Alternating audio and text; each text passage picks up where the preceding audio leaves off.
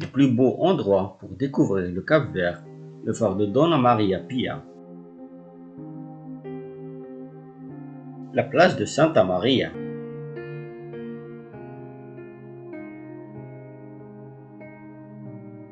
Tarrafal entre mer et montagne,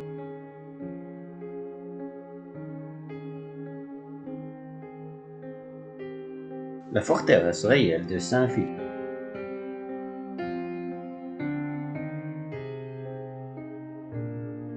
le village de Fontenitas,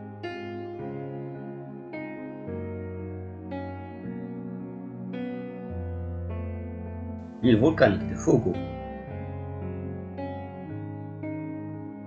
le calendrier de Covos de Paul,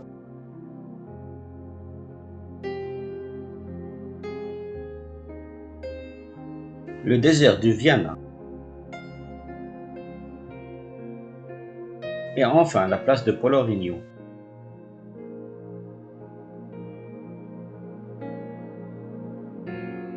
Situé à l'extrémité sud de l'île Santiago, près de la capitale du Cap-Vert, le phare de Dona Maria Pia marque l'entrée du port Paria. Il s'agit du premier monument de l'île que les touristes arrivent à la s'appelle par bateau peuvent apercevoir. Construit en 1881, il est toujours utilisé comme point de repère par les marins. Mais l'urbanisation l'ayant rattrapé, il se retrouve désormais dans le quartier des ambassades. Le phare a été nommé en l'honneur de reine de Portugal, Maria Pia de Savoie.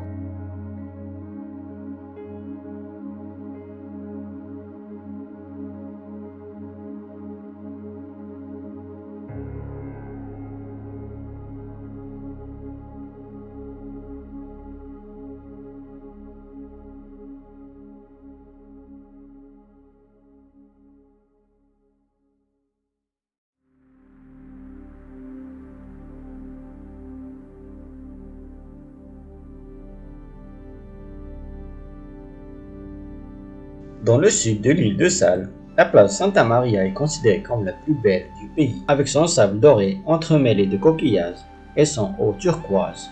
Au lieu du tourisme balnéaire, elle propose toutes les modités d'usage pour les baigneurs et les amateurs de sports nautiques, kitesurf, windsurf, plongée sous-marine.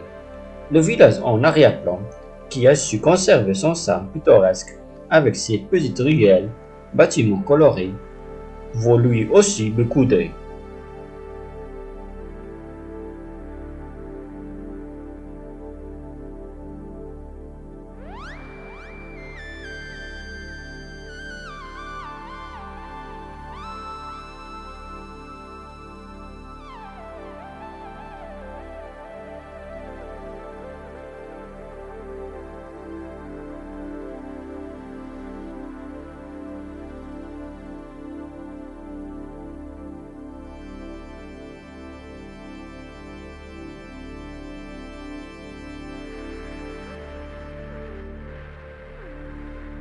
À la pointe nord de l'île de Santiago se trouve la ville de Tarrafal, qui abrite un petit port de pêche, ainsi que plusieurs plages sublimes, dont une plage de sable noir d'origine volcanique. La zone maritime est connue pour faire partie des routes migratoires de baleines et de dauphins qui peuvent être observés de janvier à mars, ainsi que des tortues qui viennent pondre durant l'automne.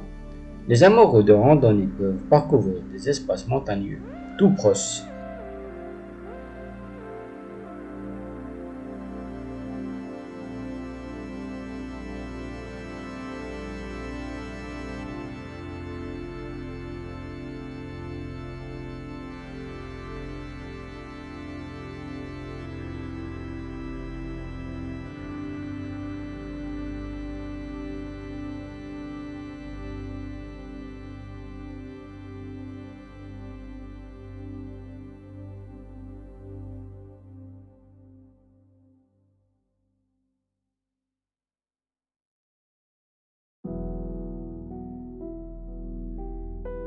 Cette Vella, également appelée Cidade, est l'ancienne capitale du Cap-Vert et la plus vieille ville habitée de tout l'archipel.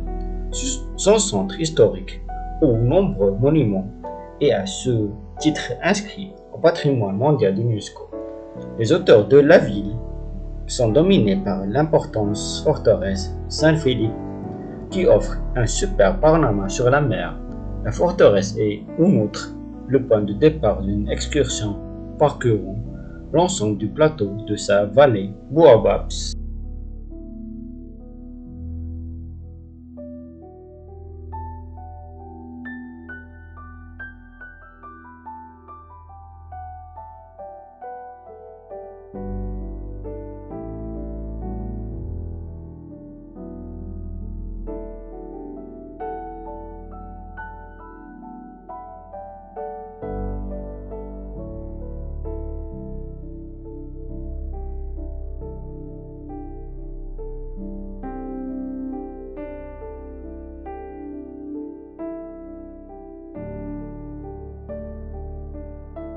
Fontaine, est un petit village ou maisonné de couleurs vives qui est très prisé des photographes professionnels et amateurs du monde entier.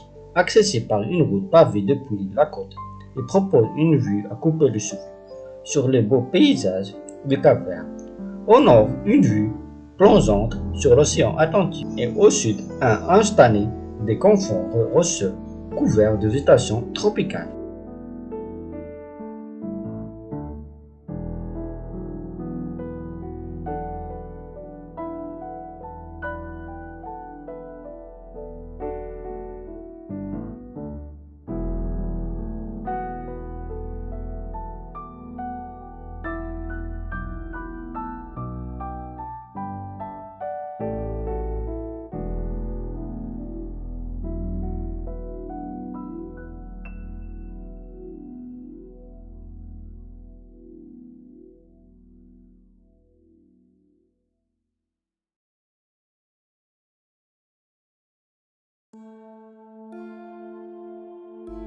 L'île de Fogo est certainement des plus insolites de l'archipel avec son volcan majestueux de près de 3000 mètres de hauteur, toujours en activité. C'est le lieu idéal pour ceux et celles qui ne veulent pas juste se dorer la pilule sur la plage et préfèrent plutôt partir en randonnée en pleine nature. Le sentier dédié au trekking volcanique avec un guide local mène jusqu'au cratère et permet de découvrir au paysage plusieurs espèces de plantes endémiques.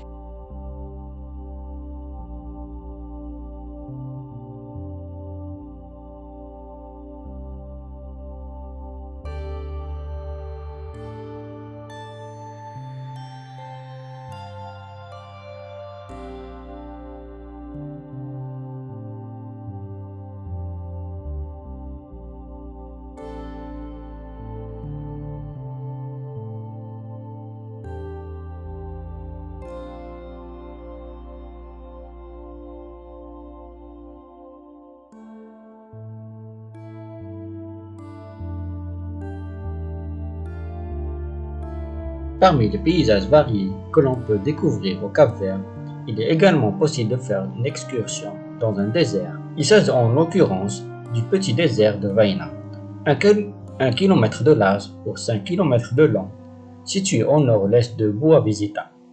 Il se caractérise par un mélange unique de sable blanc provenant du Sahara et amené sur place par les vents océaniques et de roches noires qui sont, elles, d'origine volcanique. Le résultat donne un arc-en-ciel de couleurs hypnotiques.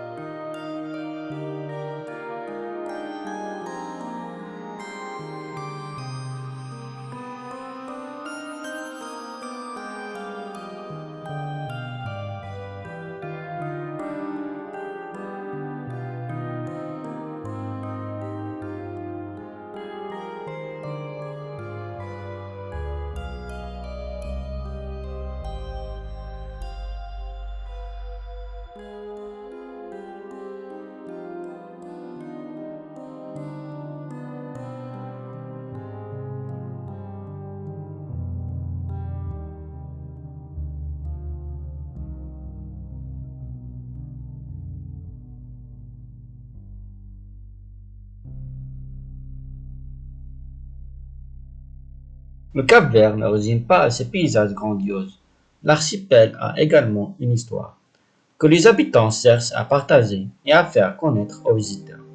Dans cette optique, la plage de Polerino est un lieu important à découvrir, un symbole du passé colonial de l'archipel qui faisait partie de l'Empire portugais. Son pilori central, parfaitement restauré, est un lieu de recueillement dédié aux esclaves africains, autrefois menés là, avant d'être transportés de force en Amérique.